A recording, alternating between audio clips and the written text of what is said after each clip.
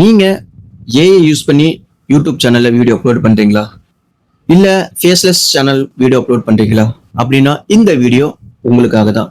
எப்படி யூடியூப்போட இப்போ ஒரு பெரிய சூறாவளியான டிமானிட்டைஸ், அதாவது இன்ஆத்தென்டிக் கண்டென்ட் மூலம் டிமானிட்டைஸ் ஆகாம எஸ்கேப் ஆகிறது, சேஃபா சர்வை பண்றதுங்கிறத இந்த வீடியோல நம்ம பார்க்கலாம். வணக்கம் மக்களே, நான் உங்க சாண்டி. ரொம்ப ஷார்ட் அண்ட் ஸ்வீட்டா இந்த விஷயத்தை நம்ம முடிச்சிடலாம். ரொம்ப இழுத்துட்டு போக வேணாம். ஏன்னா லேக்ஸ் ஆஃப் வீடியோஸ் வந்து பாத்தீங்கன்னா இந்த டிமானிட்டைஸ், இந்த இன்னாத்தன்டிக் கண்டென்ட், ஏஐ டூல்ஸ் பத்தி எல்லாம் போட்டிருக்காங்க. ஸோ நம்ம ஷார்ட்டாவே முடிச்சிடலாம்.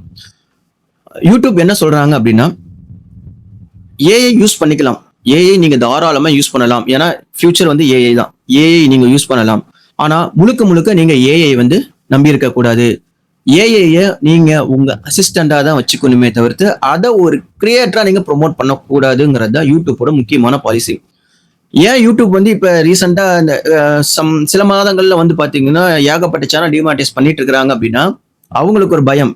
என்ன ரீசன் அப்படின்னா, யூடியூப் மேல பீப்புளுக்கு இருக்கிற ட்ரஸ்ட் குறைஞ்சிருமோ அப்படின்ட்டு. ரீசன் என்னன்னா, ஒருத்தர் ஒரு ஏஐ சேனல் ஆரம்பிக்கிறாரு, நல்ல ஹிட் ஆயிருச்சு. ஆனா அவர் அதோட சும்மா இல்லாம கிட்டத்தட்ட ஒரு 10 சேனல் அந்த மாதிரி ஆரம்பிக்கிறாரு. அப்படி ஆரம்பிக்கும் பொழுது அவருடைய சப்ஸ்கிரைபர் அதே same topic, same type of videos அப்படிங்கும் போது நீங்க ஒரு ஷார்ட்ஸ் பார்த்துட்டு இருக்கிறீங்கன்னா 10 வீடியோ 10 டைப் சேம் ஸ்டைல்லையே வந்துட்டு இருந்துச்சுன்னா நீங்களே உங்களுக்கே போர் அடிச்சு போயிடும். ஏன்னா ஒரே மாதிரியே வந்துகிட்டே இருக்குது அப்படின்ட்டு. இதெல்லாம் தவிர்க்கணும் அப்படிங்கிறது தான் யூடியூப்போட முக்கியமான விஷயம். அதனாலதான் வந்து பாத்தீங்கன்னா யூடியூப் ஒரு ஏஐ இன்ட்ரோடியூஸ் பண்ணி, ஸோ அது ஏன்னா ஏகப்பட்ட சேனல்ஸ் இருக்கிறதுனால ஹியூமன் உட்காந்துட்டுலாம் இதை பண்ணிட்டு இருக்க மாட்டாங்க. ஸோ அதனால வந்து ஏஐ யூஸ் பண்ணி தான் வந்து இதை பண்ணிட்டு இருக்கிறாங்க. ஆனா பெரிய பிரச்சனை என்னன்னா, அந்த ஏஐக்கு யார் யாரெல்லாம் low effect creators, original creators எவன்லாம் தெரியல. இப்போ நீங்க ரீசெண்டா பாத்தீங்கன்னா அனிமேஷன் சேனல் அவ்வளவு சூப்பரா அனிமேஷன் பண்றாங்க, எல்லார் சேனலையும் தூக்கிருச்சு. மூவி ரிவ்யூ சொல்லிட்டு இருக்கிறாங்க ஒருத்தர், அவரோட சேனலையும் தூக்கிருச்சு. என்னடா இதுன்னு உள்ள போய் செக் பண்ணி பார்த்தா தப்பு அவர் மேலதான்.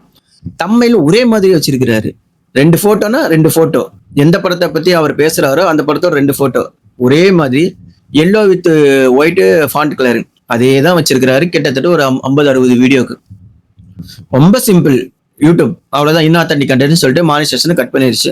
அவர் புலம்பனாரு, அப்ளை பண்ணியிருக்காரு, கிடைக்காத 90 நாளைக்கு மேல ரீஅப்ளை பண்ணுங்கன்னு சொல்லிட்டாங்க. இதுல இன்னொரு முக்கியமான விஷயம் என்னன்னா, 90 நாளைக்கு அப்புறமும் ரீஅப்ளை பண்ணவங்களுக்கு கிடைக்கல. அதுக்கான ரீசன் என்னங்கிறது தெரியல, ஏன்னா அவங்க ஓன் வாய்ஸ் தான் கொடுத்தாங்க. ஸோ நான் என்னோட சஜஷன் என்னன்னா, முழுக்க முழுக்க உங்களுக்கு பெரிய சப்ஸ்கிரைபர் இருந்தாங்கன்னா உங்களுடைய சேனல்ல உங்க ஃபேஸை காட்டியே போடுங்க, இல்லையா உங்க ஓன் வாய்ஸை கொடுங்க. தயவு செஞ்சு இதுக்கு மேல வந்து ஏஐ யூஸ் பண்ணி தான் நான் பண்ணுவேன்னு அடம் பிடிக்காமல் ஒரு கார்னர்லயாவது உங்க ஃபேஸை வச்சிருங்க. ஏன்னா ஒரு சப்ஸ்கிரைபர் கொண்டு வரதுங்கிறது அவ்வளோ பெரிய விஷயம், சும்மா கிடையாது. அப்படிங்கும்போது இந்த மாதிரி ஒரு விஷயத்துக்காக நம்ம வந்து சேனலை நம்ம இழக்க முடியாது.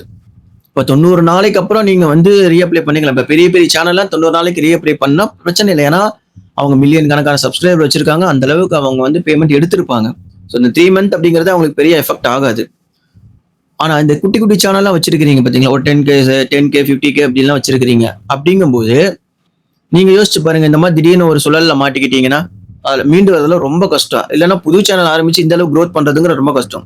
ஸோ நீங்க எந்த மாதிரி டைப் ஆஃப் சேனலா இருந்துச்சுனாலும் உங்க ஃபேஸை காட்டி பேசுங்க, உங்க ஓன் வாய்ஸ்ல பேசுங்க.